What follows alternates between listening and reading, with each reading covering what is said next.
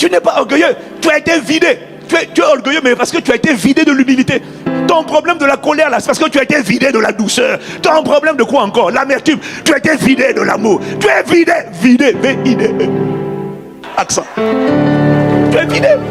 Mais ce qui est terrible, c'est de voir les gens qui sont en train d'être vidés. Ouais, non, c'est parce que mon mari m'a mal parlé, donc à cause de ça qu'il a fait, maintenant je sais la haine. Non, tu n'as pas la haine, tu es vidé. Tu as été vidé. Ce qui est terrible, c'est que, donc, ce que tu vois pas là, si tu voyais la scène invisible, tu allais voir qu'il y a un dragon qui te tient, et puis il est en train de secouer comme ça là. Il est en train de vider, il est en train de vider. Et toi, tu es en train de sortir tout ce que Dieu avait mis là. Tu sors de l'église avec la paix, la joie. Tu vas à la maison, on arrive à te vider. Comment ça? Change. Comment ça? Arrête ça. Garde ta paix, garde ta joie, garde ton zèle, garde ta foi, garde ton cœur. Ce qui est triste, c'est de voir le nombre de chrétiens qui sont dévorés. Et ils pensent que être dévoré, ça veut dire être tué. Ah non. Quand le diable te dévore, il ne te tue pas forcément. Ah non. Dévorer, quand il dit chercher, qui va dévorer, mais s'il tue tous les êtres humains, mais qui va le servir? Hein? Non, vous n'avez pas compris. Jérémie 51, verset 34. Vite. Parce que pour l'instant, je suis dans l'introduction. Jérémie 51, verset 34. Écoute ce qu'il dit. Il dit, Nabuchodonosor, roi de Babylone, m'a dévoré. Il m'a détruite. Il a fait de moi un vase vide, tel un dragon, entre guillemets, serpent des mers. J'ai regardé, ça veut dire serpent des mers. Tel un dragon, il m'a englouti. Il a rempli son ventre de ce que j'avais de précieux. Le texte hébreu dit, il a rempli son ventre de mon Éden, E-D-E-N. De ce qui faisait mes délices. De ce que Dieu m'a donné et qui doit faire de ma vie des délices. Un jardin de délices. Il y a des choses que Dieu a mis en moi, des capacités, des grâces, des talents. Il y a des choses qui doivent faire de ma vie un délice. Et il dit ici, il dit quoi? Il dit, il a rempli son ventre de ce que j'avais de précieux, de ce qui était pour moi Éden, délice. Et lui, il a rempli son ventre. On est où? Il m'a chassé. Oui, voilà, c'est ça. Il a rempli son ventre de ce que j'avais de précieux et il m'a chassé. Quelqu'un me suit et dit Amen. La version Nouvelle Bible Seconde, on ne l'a pas ici, mais je vais vous la lire. Il dit Nabuchodonosor, roi de Babylone, m'a dévoré. Il m'a aspiré. Il a fait de moi un récipient vide. Tel le dragon, il m'a englouti. Il a rempli sa panse de ce que j'avais de précieux et il m'a banni. Et quand tu vois ce qu'il a fait avec Judas, c'est exactement ça. En fait, l'Esprit m'a dit que quand Satan dévore quelqu'un, ça ne veut pas dire qu'il le tue. Avant de le dévorer, il doit l'isoler. Une fois qu'il l'a isolé, il doit le localiser. Une fois qu'il l'a isolé, il va l'emporter. L'emporter où? L'avaler. Mais Jonas, dans le ventre du poisson, est-ce qu'il est mort? Non. Donc dévorer, c'est pas tuer. Dévorer, il explique ici c'est quoi? Il dit, il m'a dévoré. Il dit, il m'a détruite.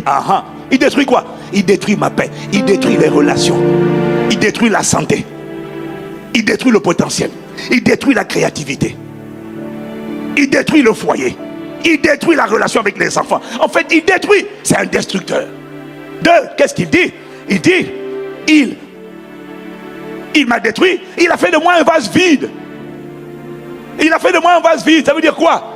Le fruit de l'esprit, la paix de Dieu, la joie de Dieu, l'amour de Dieu, la foi de Dieu, la bonté de Dieu, la douceur de Dieu. D'où vient cette colère que tu as? Qu'est-ce qu'il fait? Il te vide de tout ce que tu avais, le fruit de l'esprit. Il te vide parce que avant de t'avaler, il va d'abord te vider. Parce que ce qui ne lui sera pas utile, il ne va pas le mettre à l'intérieur de lui. Voilà pourquoi tout le fruit de l'esprit, le caractère de Dieu, l'humilité, la bonté, la joie, il te vide. Quand tu es là, tu te lèves le matin, je suis triste. J'ai pas envie de rendre grâce. Tu n'es pas triste, tu es vidé. Tu n'es pas triste. Non, tu n'es pas triste. Tu as été vidé de la joie. C'est pas que tu n'es pas orgueilleux, tu as été vidé. Tu es orgueilleux, mais parce que tu as été vidé de l'humilité. Ton problème de la colère là, c'est parce que tu as été vidé de la douceur. Ton problème de quoi encore? L'amertume. Tu as été vidé de l'amour. Tu es vidé. Accent. Tu es vidé. Mais ce qui est terrible, c'est de voir les gens qui sont en train d'être vidés. Ouais, non, c'est parce que mon mari m'a mal parlé, donc à cause de ça qu'il a fait, maintenant je sais la haine. Non, tu n'as pas la haine, tu es vidé. été vidé. Ce qui est terrible, c'est que, donc, ce que tu vois pas là, si tu voyais la scène invisible, tu allais voir qu'il y a un dragon qui te tient, et puis il est en train de secouer comme ça là. Il est en train de vider, il est en train de jeter. Et toi, tu es en train de sortir tout ce que Dieu avait mis là. Tu sors de l'église avec la paix, la joie. Tu vas à la maison, on arrive à te vider. Comment ça? Change. Comment ça? Arrête ça. Garde ta paix, garde ta joie, garde ton zèle, garde ta foi, garde ton cœur. Garde ton cœur. Si je suis écœuré par les gens, non mais c'est parce que avant j'étais pas comme ça. Alors, quand il a fait ça, quand il a parlé comme ça, à cause de ce qui m'est arrivé, non, tu ne peux pas laisser ce que les gens ont fait permettre à Satan de te vider. Voilà pourquoi il dit garde ton cœur plus que toute autre chose. Garde-le. Tu gardes bien tes bijoux, non? Tu gardes bien tes sacs. Garde ton cœur.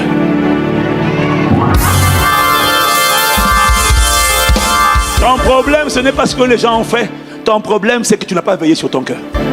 Ton problème, ce n'est pas ce qui s'est passé. Ton problème, ce sont les pensées que tu as laissées rentrer parce que tu n'as pas été le vigile, le gardien. Dormeur. Tu es comme nos gardiens là qui ronflent la nuit. On fait la voix. On met même le moteur de la voiture. Vroom, vroom, vroom. Hey! Le patron, klaxon. Bim, bim, bim. Et le gardien, il dort. C'est ça que tu fais. Le Saint-Esprit dit alerte, alerte, alerte. Bim, bim, bim. L'amertume est en train de rentrer. L'offense est en train de rentrer. La jalousie, l'impudicité est en train de rentrer. Et tu n'entends pas les klaxons divins. Alors tu critiques les veilleurs qui dorment la nuit dans ta maison là chez toi. Mais toi-même tu es un ronfleur pire. On est en paix, toi et moi. Hein? On n'est pas fâchés. Dis amen et en avance. Voilà, acclame Jésus. Mais dis quand même à ton voisin, espèce de ronfleur. Tu es un ronfleur spirituel. Mais oui, tu es un ronfleur spirituel. Miséricorde.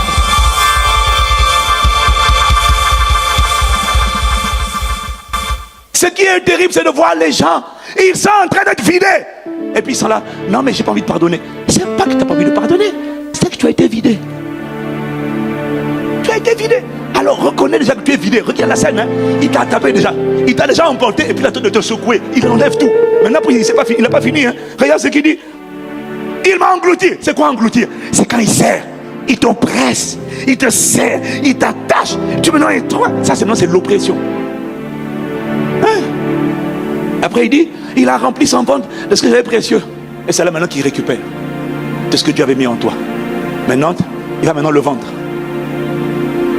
Il va maintenant faire un commerce. Parce qu'à un moment on en a parlé, je ne vais pas en parler.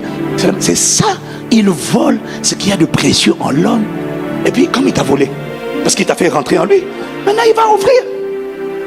Il va offrir les dons, les capacités, l'intelligence, le potentiel, les grâces, les faveurs. Il va les offrir à quelqu'un qui est prêt à payer, à offrir des sacrifices.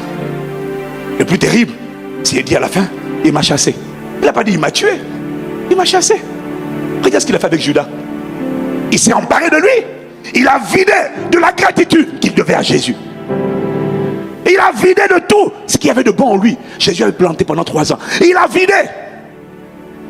Il a englouti. Il a oppressé par le rejet.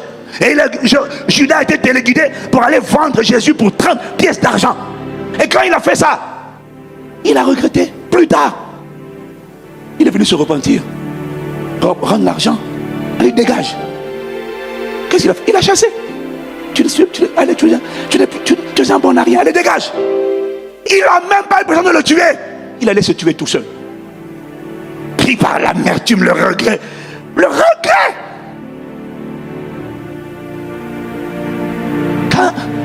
Quand Jésus dit, votre adversaire, le diable, rôde comme un lion, rugissant, cherchant qu'il va dévorer. Il n'est pas entendu de qui il va tuer, mais qui il va attraper, vider, engloutir, utiliser. Et puis, il le laisse à côté. Et quand Satan t'a chassé, t'a banni, plus personne ne veut de toi. Dévoreur. Alors il dit, il rôde comme un lion rugissant, cherchant qu'il va dévorer. Résistez-lui avec une foi ferme. Et c'est pour lui résister là que tu as besoin des armes de Dieu. Parce qu'il dit résistez. Soumettez-vous donc à Dieu, résistez au diable et il fuira loin de vous. Dieu m'a dit, c'est pas compliqué. Le diable est un dévoreur. Il n'y a personne, aucun être humain qui ne va pas le croiser sur sa route. Tout le monde va le croiser. Alors si tu comprends que tu vas croiser quelqu'un qui est en colère contre toi, et dans leur motivation, c'est de... Alors qu'est-ce que tu fais? Et si tu sais qu'avec ce gars-là, il n'y aura jamais de traité de paix, alors, et que tu sais que tu vas le rencontrer, tu vas le croiser, alors qu'est-ce que tu fais? Tu te prépares pour le jour où tu vas le croiser. Et tu prends les armes, afin que le jour où il y aura cette confrontation, il y en a un qui dégage. Et c'est lui qui doit dégager, parce qu'il est écrit, résistez au diable, et il fuira loin de vous. J'ai pas entendu toi, amen. Donc c'est pour lui résister là. C'est pour l'obliger à dégager. Parce qu'il est assis sur l'héritage des justes et des rachetés. Ce qui est marrant, c'est que la Bible ne dit pas de chasser le diable, hein. On chasse les démons, on ne chasse pas le diable. Le diable, on résiste. Et à force de lui tenir tête, on rentre dans une confrontation, un bras de fer. À force de tenir tête, il doit arriver à un moment donné où le gars dit, oh. J'aime bien parce qu'il dit, soumettez-vous donc à Dieu, résistez au diable et il fuira. Il n'a pas dit il partira. Il n'a pas dit il s'éloignerait. Il a dit il fuira. Quand quelqu'un fuit, ça veut dire qu'à force à force de lui résister, il y a quelque chose qu'à un moment donné il va voir en toi. À un moment donné, si il n'a pas dit il va partir, il a dit il va fuir. Ça veut dire quelque chose qu'il va voir en toi à un moment donné. Il va dire c'est ce qu'il va faire dans ta vie. C'est ce qu'il va faire avec ta vie. C'est ce qu'il va faire. Mais pour ça, Pierre dit dans 1 Pierre 5, verset 8 à 9, soyez sobres, veillez. Votre adversaire, le diable, rôde comme un lion rugissant, cherchant qui il dévorera. Résistez-lui avec une foi ferme. Dis Amen. Dis Amen. Alors toi, tu pourrais croire que la foi ferme suffit pour faire fuir le diable. Sauf que ça, c'est Pierre qui a parlé. Pierre était un apôtre. Pierre n'était pas un docteur. Paul était un docteur, en plus d'être un apôtre. Donc Paul, il avait la révélation de la doctrine. Et quand Pierre a parlé, il a dit la foi ferme. Mais quand tu lis maintenant Ephésiens 6, Paul te révèle, lui qui a vu le ciel plus de 3 fois, exactement. Paul maintenant te révèle qu'en fait les armes avec lesquelles on résiste au diable, c'est pas que la foi ferme. La foi fait partie des armes, mais c'est pas la seule. Et c'est là maintenant que tu vas dans Philippiens au chapitre 6, où Paul nous dit, inspiré par le Saint-Esprit, Paul nous dit au reste. L'autre version dit, la version Semeur, on va pas la mettre, il dit pour conclure. Une autre version dit pour finir. Si tu suis, tu dis Amen. Au reste, ou pour conclure, fortifiez-vous dans le Seigneur et par sa force toute puissante, ou encore par la puissance de sa force. Revêtez-vous de toutes les armes de Dieu. Dis avec moi, toutes les armes. Il faut bien lire toutes les armes de Dieu afin de pouvoir tenir ferme. Tu vois, hein? Il dit de tenir ferme.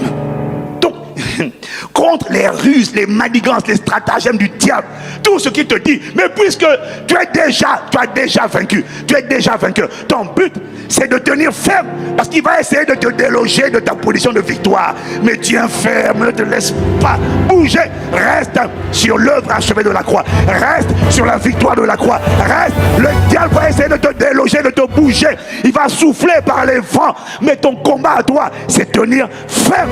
Et quand il verra que tu tiens ferme, à un moment donné, il va se décourager, il va fuir et aller chercher quelqu'un d'autre. Mais il aura quitté ta vie, ta maison, ta famille, ton foyer, ton histoire, ta destinée, au nom de Jésus.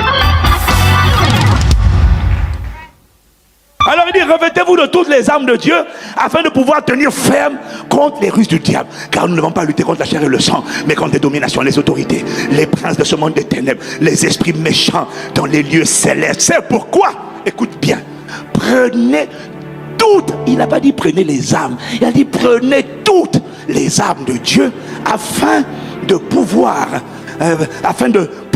résister dans le mauvais jour et tenir ferme. après avoir tout surmonté. Tenez donc ferme, ayez à vos reins la ceinture, la vérité pour ceinture. Revêtez la cuirasse de la justice. Mettez pour chaussure à vos pieds le zèle que donne l'évangile de paix.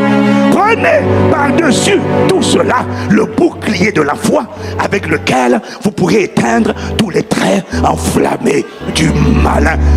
Et juste au cas où vous penseriez que le bouclier suffit et qu'il n'y a plus rien à prendre, il dit prenez aussi. Oh, si je t'ai dit la dernière fois, s'il dit aussi, ça veut dire que tu avais failli oublier ça. Prends le casque du salut et l'épée de l'esprit qui est la parole de Dieu. En parenthèse, la parole de Dieu ici, le mot parole, c'est le mot grec rhéma. Ne prenez pas la Bible, non. Ne prenez pas la Bible. Prenez la Bible que tu as comprise, qui s'est greffée sur les tables de ton cœur. Prends la parole prophétique. C'est ça le rhéma de Dieu. Prends ce que Dieu t'a dit, que tu as mémorisé et sur lequel tu tiens ferme. Parce que la Bible te balader, la mettre sous la coussin, la tête d'oreiller, ne produira absolument rien. Ce qui comptera, c'est qu'est-ce que Dieu a dit.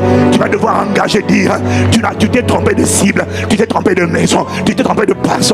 Il est écrit dans la parole de Dieu, je me tiens sur les mérites du sang et je viens contre toi pour t'annoncer, pour te décréter et déclarer qu'il n'y a pas de condamnation pour ceux qui sont maintenant en Jésus-Christ et qui marchent non selon la chair mais selon l'esprit. En effet, la loi de l'esprit, dis seulement amen comme le tonnerre et puis on avance.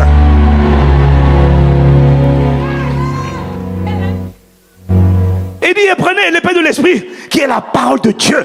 C'est la première arme. Comme je n'aurai pas beaucoup de temps, alors je dis ce que je peux dire quand je peux le dire, et puis après on avancera. Dis amen et puis on avancera. C'est ça. Non, parce que 5 jours ça ne me suffira même pas. Ça fait depuis octobre que je parle de ça. Alléluia. Dis amen et puis on avance encore. Alors tu vois, ça c'est la première arme.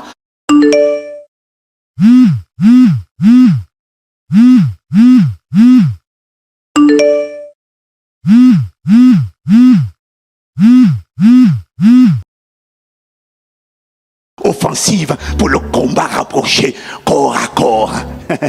On prend quoi? L'épée de l'esprit. On sort, qu'est-ce que Dieu a dit? Qu'est-ce que j'ai retenu de ce que Dieu a dit? Qu'est-ce qui est gravé sur les tables de mon cœur que Dieu a dit? Maintenant après il dit, maintenant on arrive au verset 18 avec la 7e arme. Ça, c'est la plus redoutable de toutes. C'est ce que j'appelle l'arme offensive et de longue portée. Le missile interbalistique qui est capable d'atteindre n'importe quelle partie, que ce soit au Cameroun, que ce soit en Chine. Bien aimé, tu n'es pas démuni.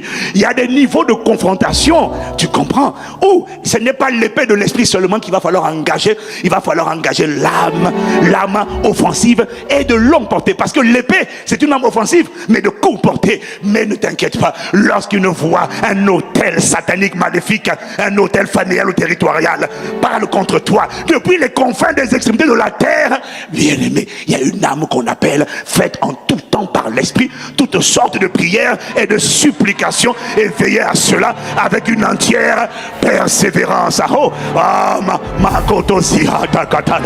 Seigneur, accorde-nous la grâce de dire l'essentiel et d'aller jusqu'à ça, parce que quand tu vas comprendre l'âme de longue portée, tu vas comprendre véritablement que tout est possible et que rien n'est impossible et que c'est juste une question des âmes qu'on choisit d'engager dans la bataille. Si quelqu'un me suit, il dit amen. Maintenant, avant quand même de parler des armes de Dieu, vous devez remarquer une chose, c'est que Ephésiens 6 verset 10 commence par pour conclure. Quand parce que tout texte est dit dans un contexte. Tu ne peux pas commencer à dire je prends les armes. Parce qu'avant d'aller prendre les armes, et c'est ça le problème, vous voyez, c'est ça le problème. Ok. C'est ça le problème, c'est qu'il y en a, ils veulent commencer à Ephésiens 6. Il est écrit au reste, fortifiez-vous dans le Seigneur par sa force toute puissante et revêtez les armes de Dieu afin de tenir ferme contre les ruses du diable. Attends, avant ça, il a écrit d'abord Ephésiens 1, 2, 3, 4, 5 et même 6. C'est à verset 10 qu'il parle de engage les armes de Dieu. Avant ça, il parle de quoi? En fait, quand tu vas lire en détail, au début, il te parle de la doctrine, il te parle de la position du chrétien. Mais à partir du chapitre 4, il te parle maintenant, il t'a parlé de la position Maintenant, il te parle de la condition qui doit s'aligner à la position. Et là, maintenant, il parle du dépouillement. Du dépouillement du vieil homme. De l'obéissance à Dieu. Il parle de l'importance de se dépouiller. Et le dépouillement, tu vas voir, que celui qui se mettait en colère ne se met plus en colère, que celui qui volait ne vole plus, celui qui dérobait ne dérobe plus, celui qui faisait ci ne fasse plus, celui qui faisait ne fasse plus. Il est en train de te parler de te dépouiller de la manière de vivre du vieil homme et de revêtir l'homme nouveau et sa manière de se comporter. En fait, tu vas voir que avant, il t'a préparé tout ce qu'il a dit. Bon, on n'a pas le temps.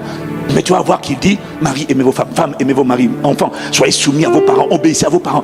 Tout ça là, c'est le préambule, c'est la préparation. Autrement dit, il est en train de te parler. Et d'ailleurs, il dit même, devenez les imitateurs de Dieu. Ça c'est dans Ephésiens 5, verset 1. Comme des enfants bien-aimés, marchez dans l'amour à l'exemple de Christ, qui s'est lui-même sacrifié. Il est en train de te parler de l'amour pratique de Dieu, qui consiste à garder ses commandements et à mettre sa parole en pratique. Donc, avant ça, il te parle de l'importance d'obéir à Dieu, de pratiquer la parole. Parce que tu ne nommes pas ton père, tu ne nommes pas ta mère, tu injuries ta femme, tu injuries ton mari, tu fais ce que enfant tu es un rebelle récalcitrant. Et toi tu vas dire, allons prendre les âmes de Dieu. Non, non, c'est pas pour toi. Il a dit pour conclure. Tu as raté une bonne occasion. Je n'aime pas ton amen, je n'aime pas tes acclamations. Est-ce qu'il y a 120 personnes? Est-ce qu'il y a 120 personnes?